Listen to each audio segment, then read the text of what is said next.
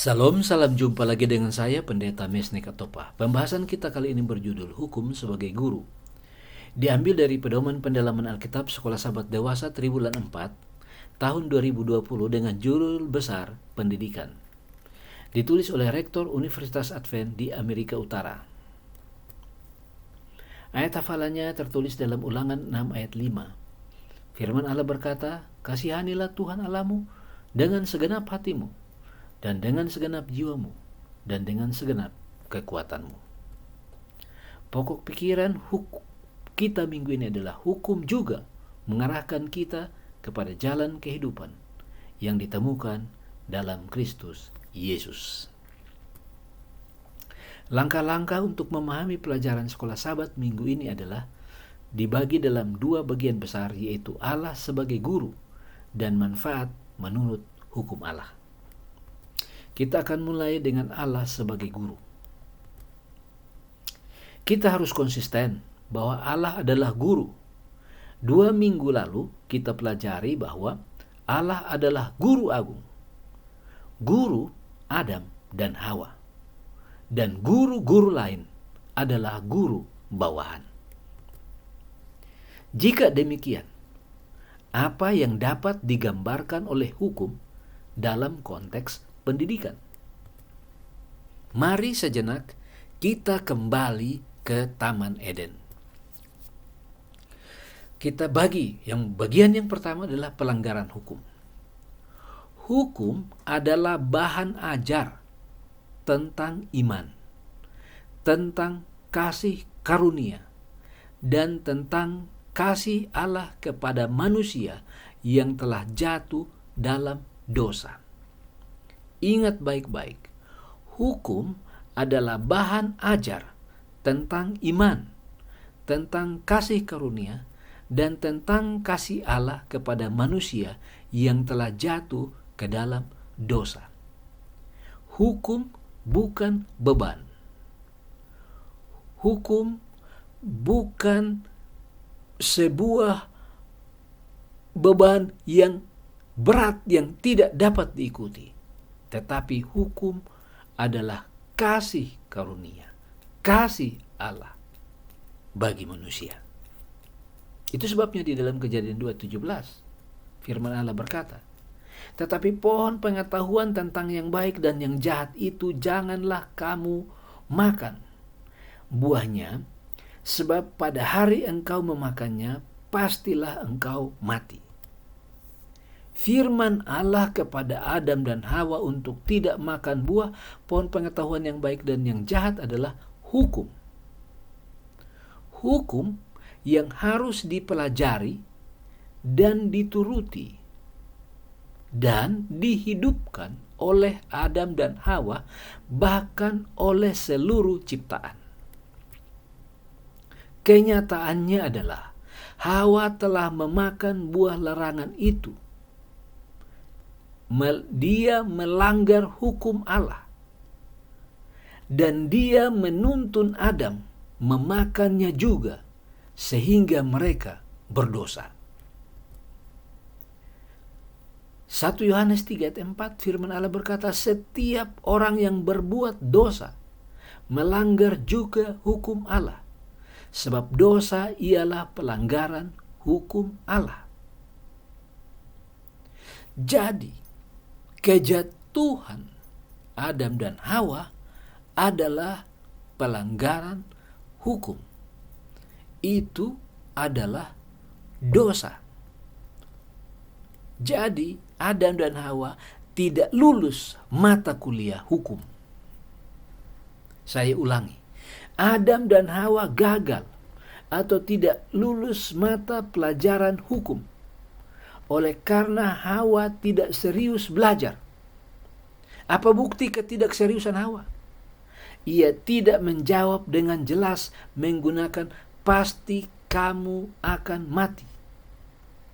Tetapi ia lebih percaya kepada iblis daripada percaya kepada Allah, guru mereka. Kejadian 31 ayat 13. dan supaya anak-anak mereka yang tidak mengetahuinya dapat mendengarnya dan belajar takut akan Tuhan Allahmu selama kamu hidup di tanah kemana kamu pergi menyeberangi sungai Yordan untuk mendudukinya. Kita semua tidak melihat, tetapi kita mendengar. Kita membaca firman Tuhan yang menyatakan kepada kita bahwa Adam dan Hawa gagal pada mata kuliah hukum. Yang bagian kedua adalah penurutan hukum adalah kesuksesan. Di dalam Yosua 1 ayat 7 firman Allah berkata, hanya kuatkan dan teguhkanlah hatimu dengan sungguh-sungguh. Bertindaklah hati-hati sesuai dengan seluruh hukum yang telah diperintahkan kepadamu oleh hambaku Musa. Janganlah menyimpang ke kanan atau ke kiri, supaya engkau beruntung kemanapun engkau pergi. Yosua diingatkan agar dia beruntung dan berhasil, maka dia tidak boleh menyimpang dari hukum Tuhan. Berapa tinggi Anda telah mendapatkan pendidikan dan gelar, bahkan jabatan dan kemakmuran, kita harus menekankan pentingnya penurutan kepada hukum Allah. Artinya, pendidikan, gelar, dan jabatan kita tidak menjadi maaf untuk tidak menurut. Justru ketika pendidikan kita tinggi, jabatan kita tinggi, dan memiliki gelar yang baik, maka kita haruslah menjadi contoh penurut hukum Allah. Bagian C adalah Yesus adalah teladan penurutan. Dan dalam keadaan sebagai manusia, ia telah merendahkan dirinya dan taat sampai mati, bahkan sampai mati di kayu salib. Filipi 2 ayat 8. Bukankah Yesus bisa memerintah dari langit untuk keselamatan manusia? Bisa. Bukankah Yesus bisa menyatakan satu kalimat lalu manusia ini diselamatkan? Bisa. Tetapi Yesus menurut sampai mati. 1 Yohanes 2:6, barang siapa mengatakan bahwa ia ada di dalam Dia, ia wajib hidup sama seperti Kristus telah hidup. Bagian yang berikut adalah mereka yang hidup seperti Yesus.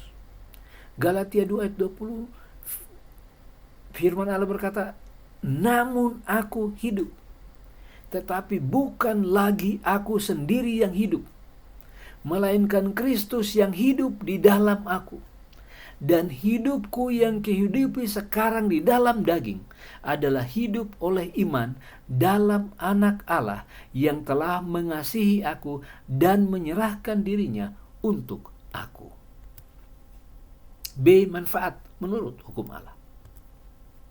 Alkitab menyatakan bahwa kita hidup dalam satu dunia yang berdosa dan jahat. Satu dunia yang sedang berkecamuk perang di alam semesta. Dan tak satu pun orang yang kebal terhadap dosa itu. Kita bagi lagi bagian B ini dalam dua bagian. Yang bagian pertama, hidup makmur adalah standar Tuhan. Di dalam 2 Tawarik 31 ayat 20, demikianlah perbuatan Hizkia di seluruh Yehuda. Ia melakukan apa yang baik, apa yang jujur, dan apa yang benar di hadapan Tuhan Allahnya.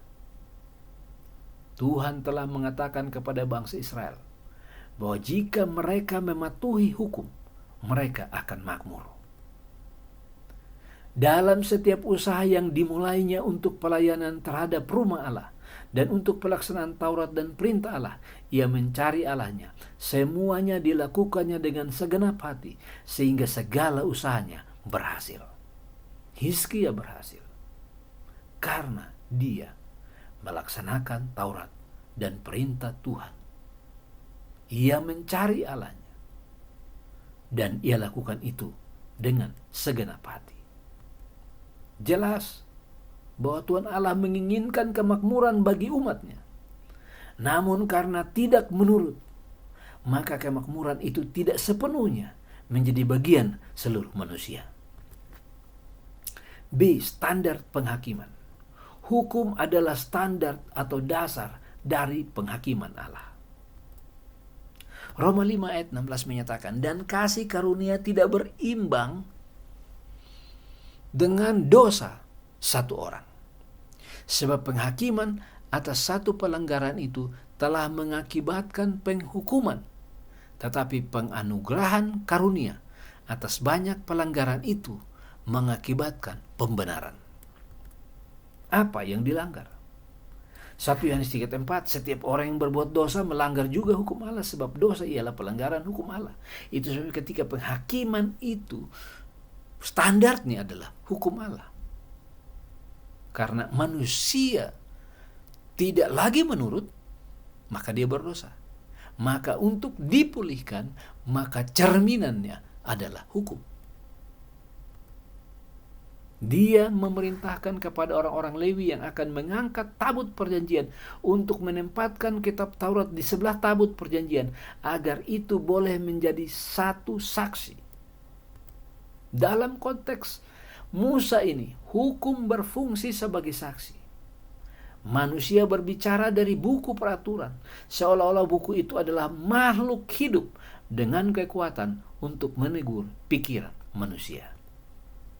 Apapun gelar kita, apapun status sosial kita, penurutan kepada hukum Allah adalah sebuah tuntutan dan patut ditaati oleh seluruh umat manusia jika ingin bertemu dengan juru selamat. Bagian yang ketiga adalah hukum menuntun kita kepada kasih karunia. Yesus Kristus anak Allah menghidupkan kehidupan manusia dalam penurutan yang sempurna kepada Bapa, dalam ketaatan yang sempurna terhadap hukum Allah. Lebih dari hanya sekedar memiliki seperangkat aturan untuk ditaati, kita memiliki teladan dalam diri Yesus yang merupakan darah dan daging manusia untuk diikuti. Sebelum Yesus turun ke dunia ini, dia berbicara tentang dirinya sendiri sebagai berikut. Mazmur 40:9, aku suka melakukan kehendak-Mu, ya Allahku. Taurat-Mu ada dalam dadaku. Dan sebelum dia naik ke sorga, kembali dia berkata, jikalau kamu menurut perintahku, kamu akan tinggal di dalam kasihku. Seperti aku menuruti perintah Bapakku dan tinggal di dalam kasihnya.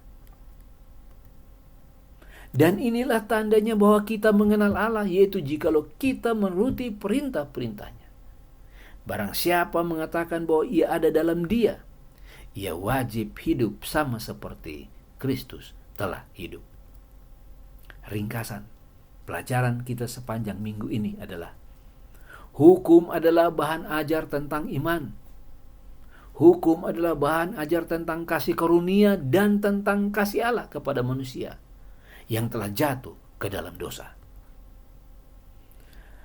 Dan hukum yang dilanggar pertama kali tercatat dalam Kejadian 2:17. Tetapi pohon pengetahuan tentang yang baik dan yang jahat itu janganlah kau makan buahnya. Sebab pada hari yang kau memakannya, pastilah engkau mati. Firman Allah kepada Adam dan Hawa untuk tidak makan buah pohon pengetahuan yang baik dan yang jahat adalah hukum. Hukum yang harus dipelajari dan dituruti dan dihidupkan oleh Adam dan Hawa, bahkan oleh seluruh ciptaan. Kenyataannya adalah Hawa telah memakan buah larangan itu. Ia telah melanggar hukum Allah dan ia menuntun Adam untuk memakannya juga, sehingga mereka berdua berdosa. Itu sebabnya 1 Yohanes 3:4 firman Allah kembali berkata, setiap orang yang berbuat dosa melanggar juga hukum Allah. Sebab dosa ialah pelanggaran akan hukum Allah. Adam dan Hawa telah melanggar perintah Allah untuk tidak memakan buah pohon pengetahuan baik dan jahat. Mereka gagal. Adam dan Hawa gagal atau tidak lulus mata pelajaran atau mata kuliah hukum oleh karena Hawa tidak serius belajar. Apa bukti ketidakseriusan Hawa? Ia tidak menjawab dengan jelas menggunakan pasti kamu akan mati. Tapi ia lebih percaya kepada tipuan iblis daripada percaya kepada Allah, guru mereka. Itu sebabnya ada peringatan di dalam Kejadian 31 ayat 13. Dan supaya anak-anak mereka yang tidak mengetahuinya dapat mendengarnya dan belajar takut akan alam. Selama kamu hidup di tanah, kemana kamu pergi, menyeberangi Sungai Yordan untuk mendudukinya. Alkitab menyatakan bahwa hidup kita dalam satu dunia yang berdosa dan jahat. Satu dunia yang sedang berkecamuk perang di alam semesta. Dan tak satu pun orang yang kebal terhadap dosa itu. Itu sebabnya Allah merancang hidup makmur adalah standar daripada Tuhan. Di dalam 2 Tawarik 31 ayat 20 firman Allah berkata, demikianlah perbuatan Hizkia di seluruh Yehuda. Ia melakukan apa yang benar, apa yang jujur, dan apa yang benar di hadapan Tuhan Allahnya. Tuhan telah mengatakan kepada bangsa Israel bahwa jika mereka mematuhi hukum, mereka akan makmur.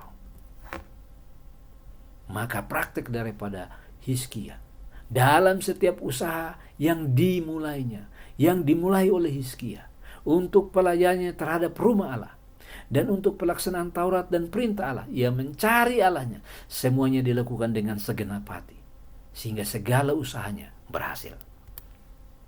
Jelas bahwa Tuhan menginginkan kemakmuran bagi umatnya. Namun karena tidak menurut, maka kemakmuran itu tidak sepenuhnya menjadi bagian seluruh manusia. Standar penghakiman. Hukum adalah standar atau dasar dari penghakiman Allah. Roma 5 ayat 16, dan kasih karunia tidak berimbang dengan dosa satu orang. Sebab penghakiman atas satu pelanggaran itu telah mengakibatkan penghukuman. Tetapi penganugerahan karunia atas banyak pelanggaran itu mengakibatkan pembenaran. Panggilan kepada kita pada minggu ini. Kasih adalah dasar dari penciptaan dan penebusan. Kasih adalah fondasi pendidikan yang sejati. Ini dijelaskan dalam hukum yang diberikan Allah sebagai pedoman kehidupan. Melalui pelayanan yang tidak mementingkan diri, kita menerima pemeliharaan setiap kemampuan yang tertinggi. Semakin lama kita semakin penuh menjadi orang yang turut mengambil bagian dalam kodrat ilahi. Kita layak untuk sorga karena kita menerima sorga dalam hati kita. Ellen G. White, Seri Membina Keluarga Jilid 3, halaman 12. Barang siapa mengatakan bahwa ia ada dalam Dia, ia wajib hidup sama seperti Kristus telah hidup. Tuhan Yesus memberkati kita semua. Mari kita berdoa. Bapa di sorga, Bapa yang baik dan kekal, yang kami panggil di dalam nama Yesus. Kami tahu bahwa hukum adalah standar moral. Hukum adalah standar penghakiman. Kami tahu bahwa nurutan hukum membawa kemakmuran. Kami juga tahu bahwa kami harus mengasihi Tuhan dengan segenap hati, segenap kekuatan, dan segenap jiwa.